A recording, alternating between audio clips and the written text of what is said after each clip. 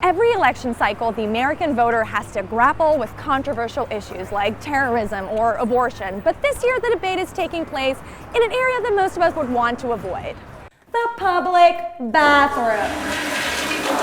So if Caitlyn Jenner were to walk into Trump Tower and want to use the bathroom, you would be fine with her using any bathroom she chooses? That is correct.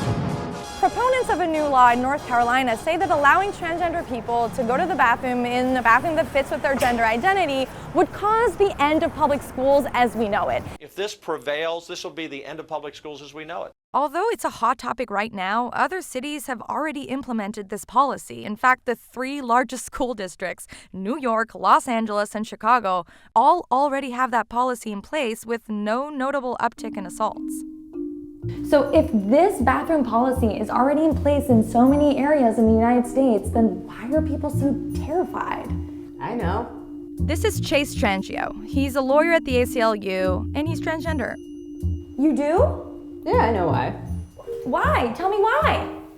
Well, I think people are really anxious about the fact that we have to share public space with people who are different from ourselves in general. And right now, there's all this attention on transgender people. So people are focusing all of the fear and confusion about who trans people are around their anxiety about the bathrooms in general and trying to expel transgender people from public space. We've seen it over and over again throughout history. The reality is that bathrooms have long been a battleground, and we saw this in the context of the civil rights movement and efforts to expel Black people from spaces that white people dominated, including bathrooms and locker rooms.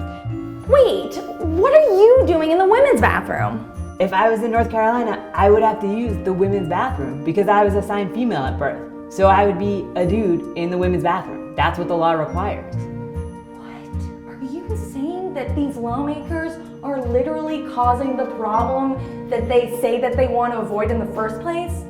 Yeah, that's what I'm saying. But can you give me a minute? Oh, yeah, sorry. To be fair, creating gender-neutral spaces is tricky. There's a rec center in New York where they allowed a gender-neutral locker room, and some parents were concerned about girls being in the same room as men. But if these lawmakers are so worried about men entering women's bathrooms, then why are they passing a law that will effectively do just that? The biggest irony is that HB 2 and laws like it would in fact force trans men to enter and use women's bathrooms. If public officials want to spend money and time debating a real problem, it should be the dangers that transgender people face in America, like the homicide rate that has hit a historic high in the US, or the fact that 41% of trans people have already attempted suicide. Just last year, a transgender homecoming king and activist in North Carolina committed suicide. Why aren't lawmakers in that state alarmed by that instead? And if lawmakers insist on elbowing their way into the restroom, maybe they should address the real and well-documented harassment of transgender people in restrooms.